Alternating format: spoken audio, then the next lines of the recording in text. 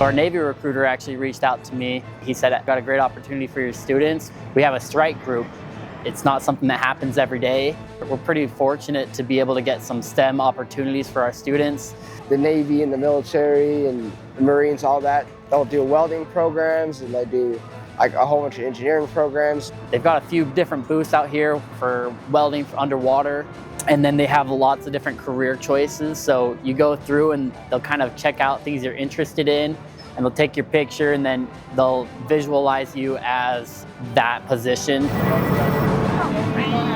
I'm probably looking forward to like the VR stuff and like just exploring that.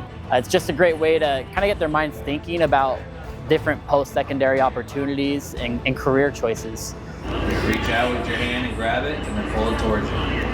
What I hope the students take away from this is that there are lots of different career possibilities for them.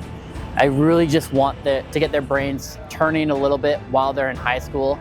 We don't want them to have to wait until after they graduate. We want to get it going now so that they're kind of thinking about it. They have conversations with their parents and kind of get the ball rolling a little bit earlier.